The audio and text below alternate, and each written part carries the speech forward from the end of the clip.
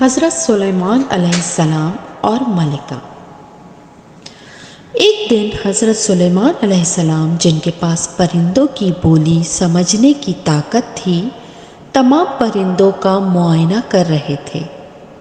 ہدہد کہاں ہے؟ سلیمان علیہ السلام نے حیرانگی سے پوچھا۔ وہ مجھے دکھائی نہیں دے رہا۔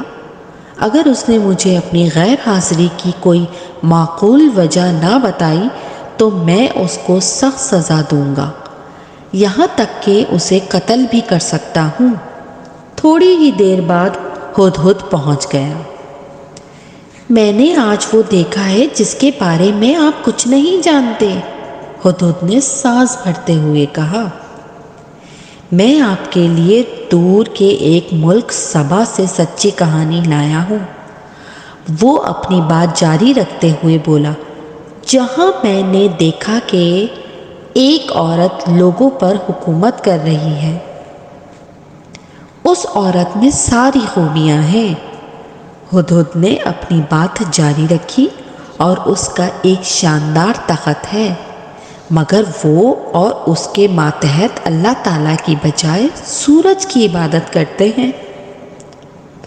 ہدہد بات آگے بڑھاتے ہوئے بولا، شیطان نے ان کو یہ یقین دلایا ہے کہ وہ جو کر رہے ہیں بالکل صحیح ہے، اور اس نے ان کو صحیح راستے سے بھٹکا دیا ہے، لہٰذا وہ اس اللہ کی عبادت نہیں کرتے جس نے ان پر زمین و آسمان کی پوشیدہ چیزوں کو ظاہر کیا۔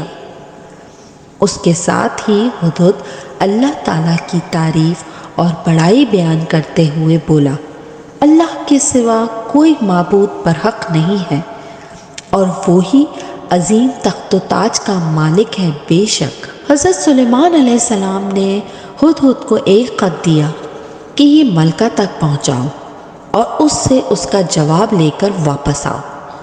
اس نے اپنے وزیروں سے خط کے بارے میں مشورہ کیا، اور انہوں نے حضرت سلیمان علیہ السلام کے خلاف جنگ کا مشورہ دیا۔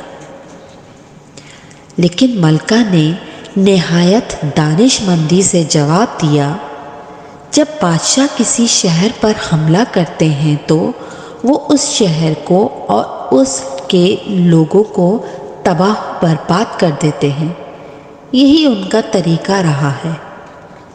لہٰذا اس نے جنگ کے بجائے قیمتی تحائف حضرت سلیمان علیہ السلام کے لیے بھجوائے، جن کو حضرت سلیمان علیہ السلام نے لینے سے انکار کر دیا، اور پھر وہی خود حضرت سلیمان علیہ السلام سے ملنے کے لیے نکل پڑی۔ اسی دوران حضرت سلیمان علیہ السلام نے اپنے لوگوں سے پوچھا، تم میں سے کوئی ایسا ہے جو ملکہ کے یہاں پہنچنے سے پہلے اس کا تخت یہاں لے کر آ جائے؟ ایک بہت ہی طاقتور جن عفریت نے رضاکارانہ طور پر کہا، میں اس تخت کو آپ کی نشست سے اٹھنے سے پہلے یہاں پہنچا دوں گا۔ لیکن اسی کا ایک ساتھی جو کہ کتاب کے معاملے میں گہری مہارت رکھتا تھا، آنکھ جھپکنے سے پہلے تخت لا کر رکھ دیا۔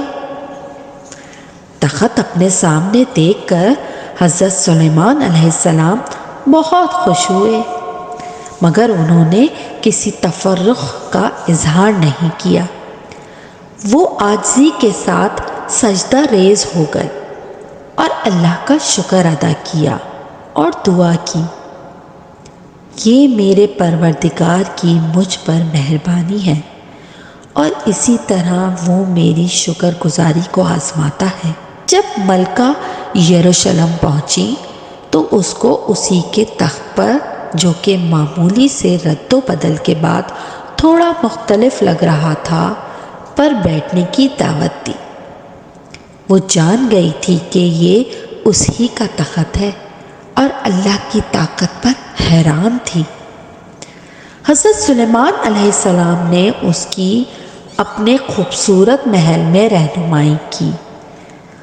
وہ فرش پر چلنے لگی تو اس نے یہ سوچ کر اپنا دامن اوپر کر لیا کہ یہ فرش نہیں بلکہ پانی کا ایک تالاب ہے۔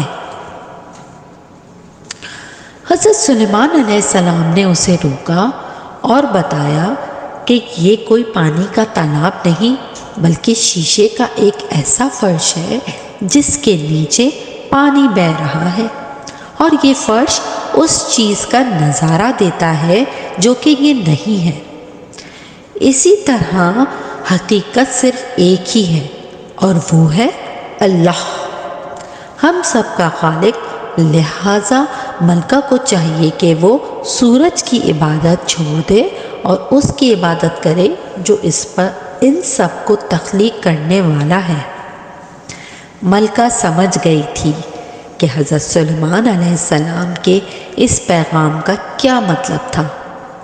اسی وقت یہ کہتے ہوئے ان کا مذہب قبول کر لیا کہ اے میرے مالک، بے شک میں گناہگار ہوں، مگر اب میں حضرت سلیمان علیہ السلام کے ساتھ اپنے آپ کو اسلام کی اطاعت کے لیے وقف کرتی ہوں، اور میں اپنے آپ کو حضرت سلیمان علیہ السلام کی طرح دونوں جہانوں کے مالک کے لیے وقف کرتی ہوں۔ سبحان اللہ۔